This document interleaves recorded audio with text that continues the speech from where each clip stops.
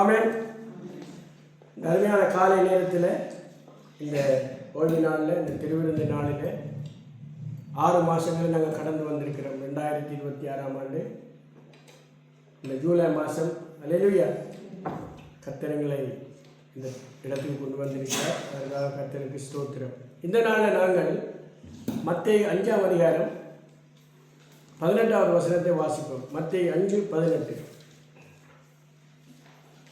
வானமும் பூமியும் ஒழிந்து போனாலும் நியாயப்பிரமாணத்தில் உள்ளதெல்லாம் நிறைவேறும் அளவும் அதில் ஒரு சிறு எழுத்தாகிலும் ஒரு எழுத்தில் உறுப்பாகிலும் ஒழிந்து போகாது என்று மெய்யாகவே உங்களுக்கு சொல்லுகிறேன். ஆண்டவராய் இயேசு கிறிஸ்து சொல்றார், வானமும் பூமியும் ஒழிந்து போகும், அதில் உள்ள எழுத்தாகிலும் எழுத்தின் உறுப்பாகிலும் ஒழிந்து போகாது. ஆனா மவுளவுளான, ஆனா கும்பளவுளான, அதுக்கு ஒரு சொல்லியிருக்கேன். ஆனா கும்பளவுளான பள்ளி சுழி போட்டால் அது அணி கொடு என்ன.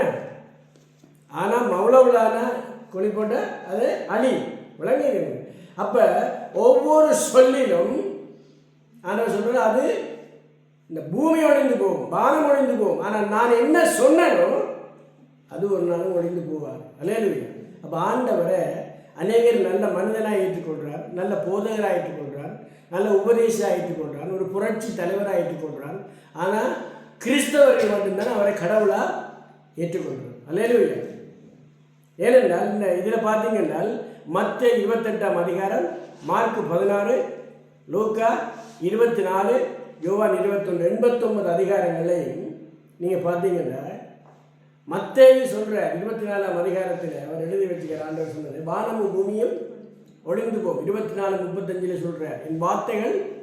அப்போ ஆண்டவர் சொன்னது அவர் தன்னுடைய மத்தேயு சுவிசேஷத்தில் அவர் எழுதுகிறார். லூக்கா எழுதுகிறார் 21:31 என்ன எழுதுகிறார் என்றால் அதே எழுதுகிறார், வானமும் பூமியும் ஒழிந்து போகும். மார்க் 13:21 என்ன எழுதியிருக்கு, அதுவும் heaven and earth will pass away, my words will never pass away. ஒரு நாளும் அது அழிந்து போகாது. ஏன்னா நான் சொல்கிற இந்த வார்த்தைகள் ஆவியும் உண்டு, ஜீவனும் உண்டு.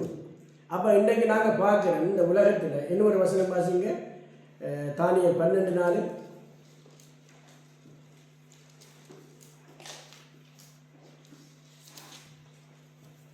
தானியேலாகிய நீயோ என்றால் முடிவு காலம் மட்டும் இந்த வார்த்தைகளை புதைக்குழியாக வைத்து வைத்து இந்த புஸ்தகத்தை முத்திரை போடு, அப்பொழுது அநேகர் எங்கும் அங்கும் ஓடி ஆராய்வார்கள், அறிவும் பெருகி போகும் என்றான்.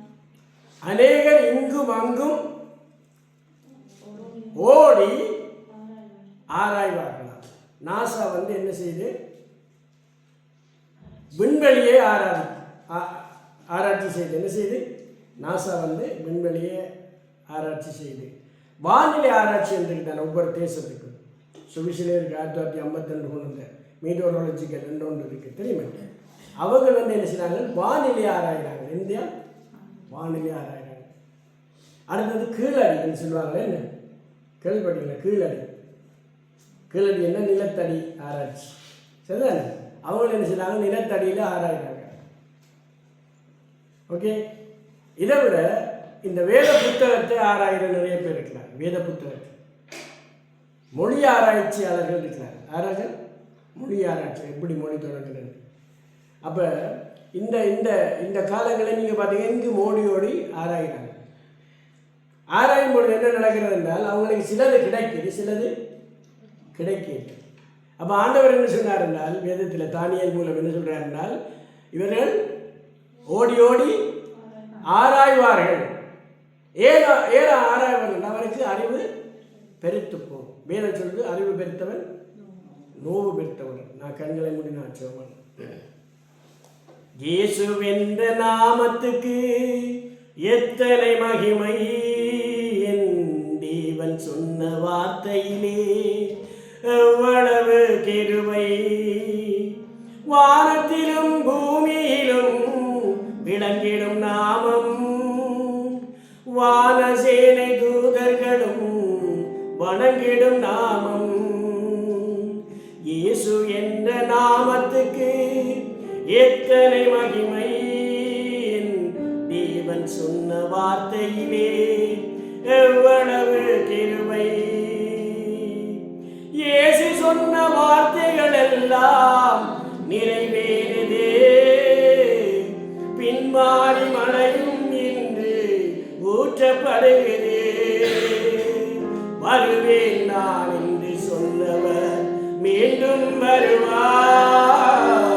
அவரை நாம் சந்திக்க ஆயத்தப்படுவோம்.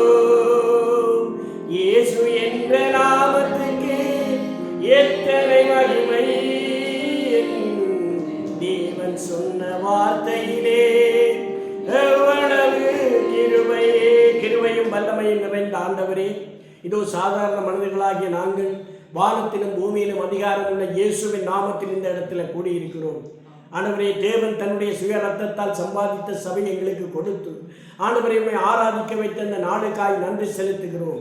வானோர் பூதலத்தோர் வானத்துக்கு கீழான ஆண்டவரை எல்லாரும் வணங்குகிற நாமமாகிய இயேசுவின் நாமத்திலே நாங்கள் கூடியிருக்கிறோம். எங்களை எமது கரத்தில் ஒப்புக் கொடுக்கிறோம். நாங்கள் வாசித்து தியானிக்கிறது எங்களுடைய வாழ்க்கைக்கும் எங்களுடைய குடும்பங்களுக்கும் பாலுகளுக்கும் குழந்தைகளுக்கும் இன்னும் ஆண்டவரை அநேக வியாதி துன்பங்கள் வேதனைகளோடு இருக்கிறவர்களுக்கும் அது பயனுள்ளதாய் மாற்றித் தரும்படியாய் செபிக்கிறோம். ஆண்டவரே, இந்த நாளில் கூடியிருக்கிற எங்கள் ஒவ்வொருவரையும் உமது கரத்திலே ஒப்புக் கொடுக்கிறோம். பரிசுத்த ஆவிக்குள் ஒப்புக் கொடுக்கிறோம். ஆண்டவரே, நாங்கள் இந்த வார்த்தைகளை கேட்கும் பொழுது ஐயா அதை விட்டுவிடாமல் அதை பிடித்துக் கொண்டு அதை வளர்ந்து ஆண்டவரே நாங்களும் மற்றவர்களை வளர்க்க உதவி செய்யும்படியாய் செபிக்கிறோம். இந்த நாளில் நாங்கள் செய்ய போகிற ஒரு காரியமும் ஐயாவுடைய பந்தியை நினைவு கூற, ஐயாவுடைய திருவிருந்து பந்தியை நினைவு கூற, ஆண்டவரையுடைய மாமிசத்தையும் இந்த இரத்தத்தையும் பானம் பண்ணும்படியாக ஆண்டவரே இந்த இடத்திலே நாங்கள் வரும்பொழுது அப்பா நீர் எங்கள் ஒவ்வொருவரையும் பலப்படுத்தும்படியாய் திடப்படுத்தும்படியாய் செபிக்கிறோம். எங்கள் ஒவ்வொருவரையும் ஒரு கருத்தில் ஒப்புக் கொடுக்கிறோம். இந்த வார்த்தைகளை கேட்கிற ஒவ்வொருவரையும் ஆசீர்வதியும், சரீர சுகத்தையும் மன சமாதானத்தையும் ஆரோக்கியத்தையும் கட்டளையிடும்படியாக செபிக்கிறோம். எங்கள் ஒவ்வொருவரையும் ஒரு கருத்தில் ஒப்புக் கொடுக்கிறோம். இந்த ஆராதனைக்கும் ஜெபங்களுக்கும் வேத வாசிப்புக்கும் ஆண்டவரே இந்த செய்தியை கேட்பதற்கும் தடையாயிருக்கிற மன கோளாறுகள் இயேசுவின் நாமத்தில் அகன்று எங்களை எமது கரத்துக்குள் ஒப்புக் கொடுக்கிறோம். இயேசுவின் மூலம் பிதாவே. ஆனால் சொல்றார், வானத்திலும் பூமியிலும் எனக்கு அதிகாரம் உண்டு, நீங்க புறப்பட்டு செல்லுங்க. என்னன்னு சொன்ன மத்திய 28ஆம் அதிகாரத்தில் சொல்றார், வானத்திலும் பூமியிலும் எனக்கு அதிகாரம் உண்டு, நீங்க புறப்பட்டு செல்லுங்க. புறப்பட்டு சென்று ஜனங்களை சீசர்களாக்குங்க. ஏன்னா சீசர்களாக்கி அவர்களுக்கு பிதாகுமாரன் பரிசுத்த ஆவியிலே நாமத்தின் ஞானஸ்தானம் கொடுங்க. நான் கற்றுக் கொடுத்ததை அவர்கள் கற்றுக்கொள்ளும்படி என்ன செய்தால் உபதேசிக்கட்டார். உலகத்தின் முடிவு பரியந்தமும் சகல நாட்களில் நான் உங்களோடு கூட இருக்கிறேன். அப்ப ஆண்டவர் சொல்றேன், என்னுடைய அதிகாரத்தில் நான் உங்களை அனுப்புறேன். பிலிப்பியருக்கு பவுல் எழுதுகிறார், வானோர் பூதலத்தோர் பூமியின் கீழானவருடைய முழங்கால்களும் முடங்கணும். அல்ல, வானத்தோருடைய பூமியும் இயேசுவில் தான் முடங்கோணுமாம், பூமியில் இருக்கிறவருடைய முழங்கால்களும் இயேசுவின் நாமத்தில் முடங்கோணுமாம், பூமிக்கு கீழானவருடைய முழங்கால்களும் இயேசுவின் நாமத்தில் முடங்கணும். அப்போ அப்படிப்பட்ட அதிகாரம், அப்படிப்பட்ட வல்லமை நிறைந்த ஒரு கடவுளை, ஒரு தேவனை ஆராதிக்கிறதுக்கு கர்த்தர் எங்களுக்கு பெரிய சிலாக்கியத்தை கொடுத்துருக்கிறார். எங்களுக்கு பலவீனம் பெறும், வியாதி பெறும், நோவு பெறும், கவலை வரும், எல்லாம் பெறும். அந்த நேரங்களில் எங்களுக்கு ஒரே ஒரு வழி என்னென்றால் இயேசுவும் பரிசுத்த ஆவியும் தான். அல்லேலூயா. அப்போ அதைத்தான் நாங்கள் என்ன செய்யணுமா மற்றவைக்கும் சொல்கிறோம். இப்போ பாருங்கள், இந்த கிழமையாக நான் இந்த செய்தி இந்த கிழமையாக நான் எடுக்கிறேன். சரியா? எல்னினோன்று நீங்கள் கேள்விப்பட்டிருக்கீங்க. எல்னினோன்ற ஒரு சத்தம் வந்து கொண்டே இருக்கு. என்ன எல்னினோ என்றால் அதுக்கு பேர் என்ன? ஆண் குழந்தையா இயேசுவா தெரியுமா? அந்த குழந்தைக்கு என்ன பேர்? இயேசு பாலகன். இயேசு பாலகன் அவருக்கு. சரியா? லா நினா என்ன பேர்? லா நினா என்றால் பெண் குழந்தையா. இது பசிபிக் பெரிய பெருங்கடல் இருக்கின்றாங்க. பசிபிக் பெருங்கடலில் அதுலேருந்து புறப்படுகிறதுக்கு பேர் தான் இந்த ரெண்டு. ஒன்று வெக்கையை கொண்டு வருதான், பாமை. இன்னும் ஒன்று கோல்டை கொண்டு வருதான், குளிரை கொண்டு வருதான். நான் அந்த செய்தியை கேட்டுத்தான் ஆறுதலாக இருந்து இந்த செய்திக்கும் அந்த செய்திக்கும் என்ன ஒத்து வருமோ, வேதத்துக்கும் இதுக்கும் ஒத்து வருமோன்னு பார்த்துருந்து ஒரு கிழமை. அப்போ நான் ஒரு செய்தியை கொண்டு வரும்பொழுது உடனே காலையில் எழும்பினாலும் அதுக்கு முதல் ஆளுக்கான ஆயத்தங்களை நான் செய்வேன். அல்லேலூயா. அப்போ பார்த்தால் ஆராய்ச்சி செய்யும் பொழுது என்ன சொல்கிறாங்கன்னால், இந்த இந்த இந்த ரெண்டு காரியங்களும் ஒன்று வெக்கையும் இன்னும் சூட்டையும் கொண்டு வந்து காலநிலைகளை பருவநிலைகளை மாற்ற முடிய செய்யும். குளிர் வரும் பொழுது அதிக மழை வருமா, சூடு வரும் பொழுது அதிக வெப்பம் வருமா. ஆனால் இந்த வெப்பம் சூழ்நிலை மாறும் பொழுது காற்றும் குளிரும் மழையும் பெருவெள்ளத்தையும் கொண்டு வருகிறார். அப்போ இதென்ன இது அவங்க ஆராய்ச்சி செய்கிறாங்க. ஆனால் ஆண்டவர் 24ஆம் அதிகாரத்தில் மத்தியில் என்ன சொல்ல தெரியுமோ, நோவாவுடைய காலத்தில் நடந்தது போல மனுஷகுமாரனுடைய காலத்திலும் நடக்கும். என்ன, நோவாவுடைய காலத்தில் நடந்தது போல மனுஷகுமாரனுடைய காலத்தில் நடக்கும். இன்றைக்கி ஆலயத்தில் நாங்கள் வரும்பொழுது அங்கே எங்களுடைய முதியோர்களுக்கு என்ன சொல்லி கொடுத்தா, ஊரில் ஆலயம் தொழுவது அன்னையும் பிதாவும் முன்னாடி தெய்வம். என்ன அது ஆங்கிலத்தில் மொழிபெயர்த்து வச்சுக்காங்க. Father and mother of foremost god என்ன எழுதிக்காங்க. அப்பாவும் அம்மாவும் முன்னிடம், முதலிடம். அதில் இங்கிலீஷில் முதல் ப்ரிஃபரன்ஸ், முதல் இடம் கொடுத்துருக்காங்க. வேர்ஷிப்பிங் இன் சிரைன் இஸ் குட் என்று எழுதி. என்னால் ஆலயம் தொழுவது சாலவும் நன்றி. அப்போ இது என்னத்தை எங்களுக்கு நாங்கள் படிக்கிறோம் என்றால், நாங்கள் ஆலயத்துக்கு போகும்பொழுது அம்மா அப்பா மட்டுமில்லை பிள்ளைகளும் வரணும், எல்லாரும் வரணும். என்ன, எல்லாரும் வந்து கடவுளை ஆராதித்து கடவுளுடைய வார்த்தை, இந்த வார்த்தையெல்லாம் நான் பேசுகிறேன், நாட்டு வார்த்தை இது. சங்கீதம் 68 ஆண்டவர் சொல்கிறார், சங்கீதக்காரர் சொல்கிறார், ஆண்டவர் வார்த்தையை தந்தார், அதை பிரதிஷ்டைப்படுத்துகிறவர் அநேகர். என்ன எழுதியிருக்கு, இது ஆண்டவருடைய வார்த்தை, நான் சொல்கிற வார்த்தையில் ஆவி கொண்டு ஜீவன். அந்த வார்த்தையை நாங்கள் வாசித்து இந்த உலகத்தோடு ஒப்பிட்டு பார்க்குறோம். ஒப்பிட்டு பார்க்கும் பொழுது அது என்னத்தை கண்டுபிடிக்கிறோம் என்றால், ஆண்டவர் சொன்ன வார்த்தையெல்லாம் நிறைவு.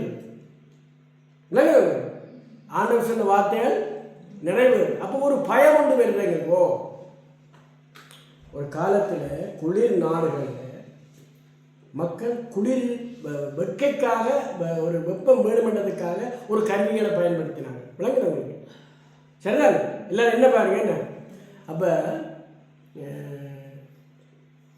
என்ன என்ன பார்க்குறதுன்னா என்ன அழகில்லை, என்ன சும்மா நான் சொல்கிறது கேளுங்க. அதே இல்லையா, இப்போ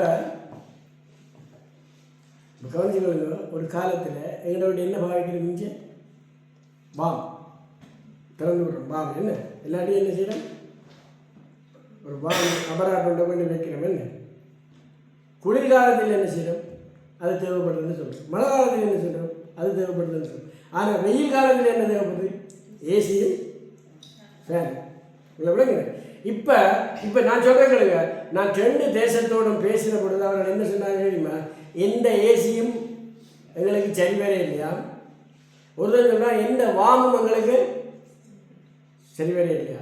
ஏன்னா மாறி போச்சு, காலநிலை மாறி போச்சு. ஆண்டவர் என்ன சொன்னார் என்றால், அவர் சொன்னார் என்னென்றால், வானமும் பூமியும் ஒழிந்து போகும், அது மட்டும் இல்லாமல் அங்கேயும் இங்கேயும் தெரிஞ்சு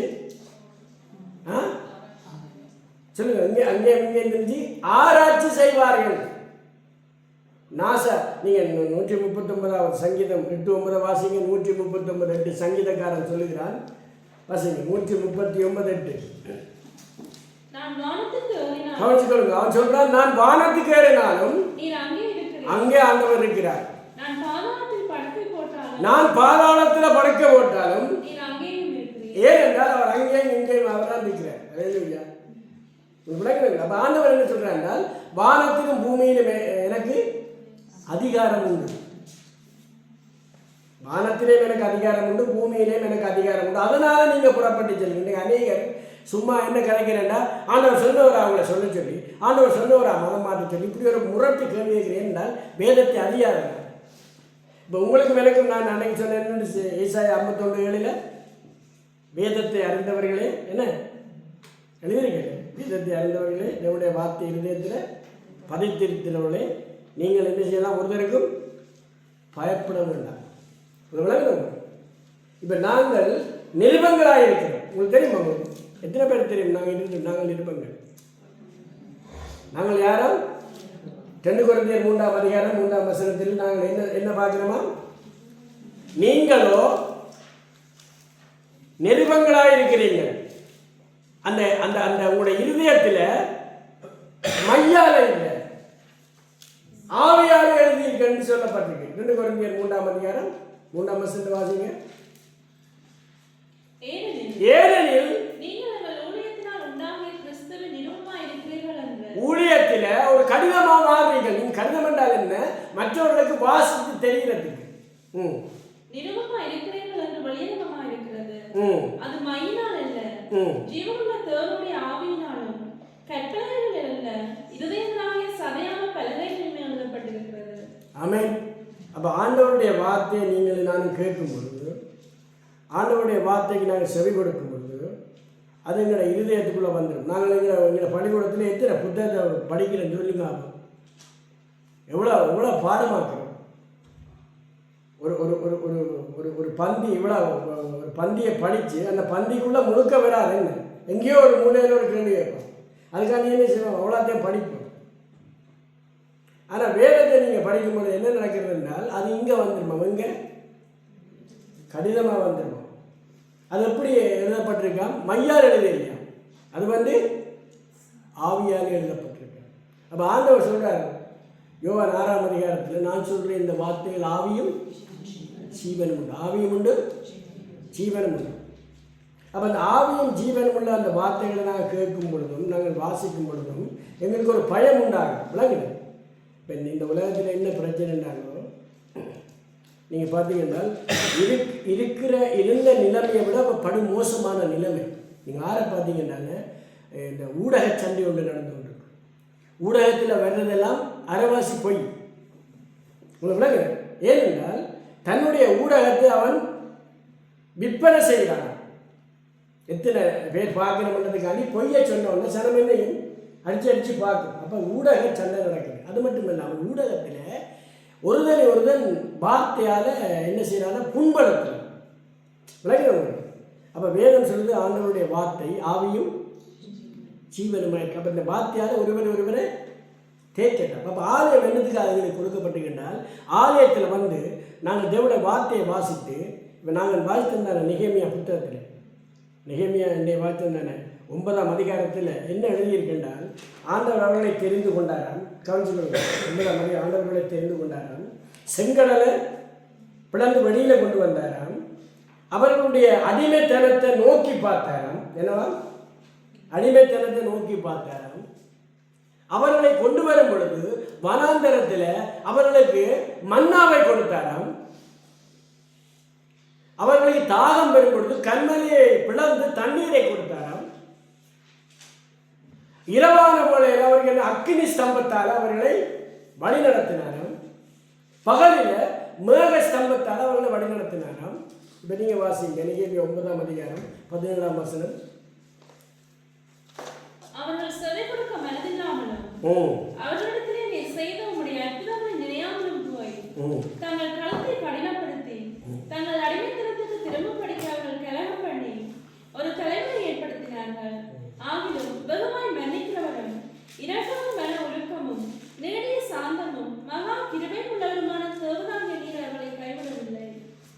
அதாவது நெகேமியா என்ன எழுதுகிறான் என்றால், அவர்கள் செவி கொடுக்க மனதில்லாமல் அவர்களிடத்திலே நீர் செய்த உம்முடைய அற்புதங்களை நினையாமலும் போய் தங்கள் கழுத்தை கடினப்படுத்தி தங்கள் அடிமைத்தனத்துக்கு திரும்பும்படிக்கு அவர்கள் கலகம் பண்ணி ஒரு தலைவனை ஏற்படுத்தினார்கள். ஆகிலும் வெகுவாய் மன்னிக்கிறவரும் இரக்கமும் உருக்கமும் நேடிய சாந்தமுமாக கிருபையும் உள்ளவருமான தேவனாகிய நீர் அவர்களை கைவிடவில்லை. நீர் எல்லா நன்மைகளையும் செய்து அற்புதங்களையும் செய்து அதிசயங்களையும் செய்த பொழுது அவர்கள் என்ன செய்தாலும் கண்டுபிடிய வார்த்தை. என்னவா?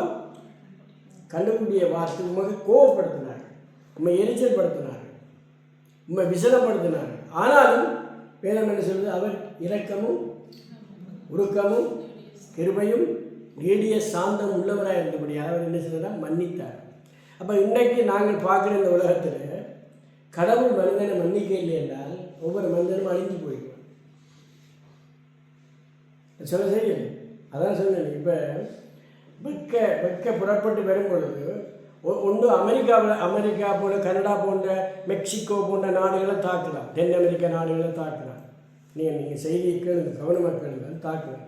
இங்கால பார்த்தீங்கன்னா இங்கே ஆஸ்திரேலியா என்ன ஏசியா ஏசியா பக்கத்தில் இலங்கை, இந்தியா, சைனா போன்ற பக்கங்களில் உண்டு தாக்குறாங்க. அப்போ அந்த தாக்கத்தினால இங்கே வெள்ளப்பெருக்கு உண்டாகும். அங்கே என்ன செய்யலாம்? காற்றுகள் உண்டாகும். ஐரோப்பிய நாடுகள் என்ன செய்யுது? சூடு ஒரு காலம் இல்லை 150 வருடங்களுக்கு முன் வந்தவர்கள் திருப்பி வருதோம். அப்போ நாங்கள் வாழ்கிற இந்த காலத்தில் எங்களுக்கு ஒரே ஒரு ஆதாரம் என்னவா? வேதம். சத்தியத்தையும் அறிவீர்கள், சத்தியம் உங்களை விடுதலையாக்கும். சத்தியம்தான். அடுத்தது ஆண்டு சொல்ற குமாரன் உங்களை விடுதலை செய்தால்.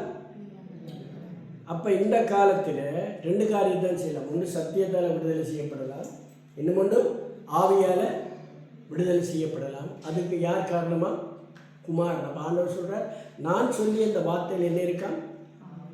ஆவியும் இருக்கு, ஜீவனும் இருக்கு. அப்போ எழுத்தாகிலும் எழுத்தின் உறுப்பாகிலும் அது என்ன செய்யாதான்?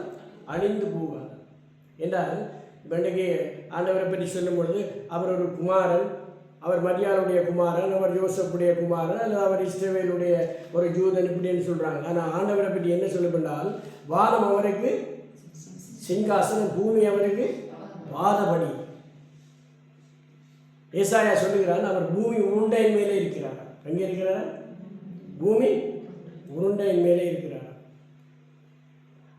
அப்போ பேதுரு என்ன சொல்கிறார் என்றால், வானத்துக்கு கீழே பூமிக்கு மேலே இயேசு கிறிஸ்துவுடைய நாமம் ஒன்று இல்லாமல் வேறு நாமத்தில் ரட்சிப்பு இல்லையா? விளங்க. அப்போ ஆண்டவர் மத்திய 24 சொல்கிறார், நீங்கள் வஞ்சிக்கப்படாதபடிக்கு 24:10 இருக்க வாசித்து முடிக்கும்.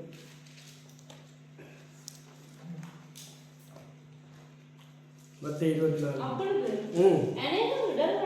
அநேகர் இடரல் அடைந்து